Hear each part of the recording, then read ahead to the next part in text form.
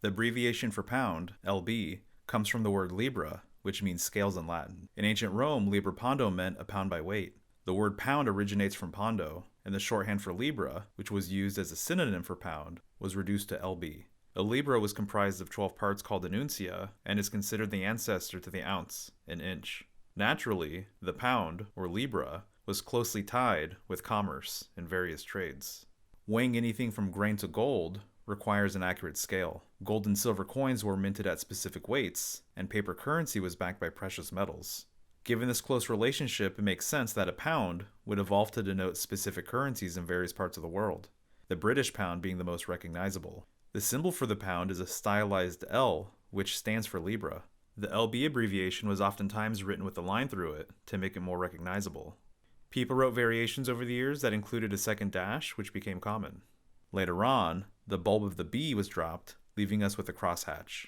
This is the modern genesis of the pound sign. This symbol appears to have come to fruition in various ways over the ages, most likely due to its simplicity. Bell Laboratories added the sign to the telephone keypad in the 60s and named it the octothorpe. Octo, as in octagon or October, is a reference to the 8 lines coming out from the edges. I do think it's interesting that the introduction of the pound key was a means to give the telephone a way to communicate with computer systems. This mark appears to stay aligned with advanced technology, which makes sense given the math involved and its role as the number sign. Today, the symbol has been given new life as the hashtag, thanks in large part to Twitter.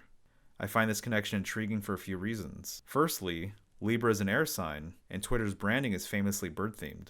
On the platform, to tweet means to speak or post. This is great symbolic matchmaking because birds are quick thinkers and brilliant communicators. I sometimes wonder if this is because they're closely linked to the element of air, which happens to have a strong correspondence with both communication and technology. All things considered, Twitter's brand alignment with birds is fitting. Libra has a few interesting connections with bird symbolism as well. The Egyptian goddess Ma'at comes to mind, who is sometimes called the mistress of the underworld. She's depicted with a stylized ostrich feather on her head, and was considered the goddess of truth, justice, and balance. The balance component is most visible in the ancient Egyptian Judgment of the Dead ritual, where Ma'at's feather plays an important role. This act is also referred to as psychostasis, or the weighing of souls. In this ceremony, a heart is weighed against Ma'at's feather of truth to judge if a soul is light enough to ascend in the afterlife.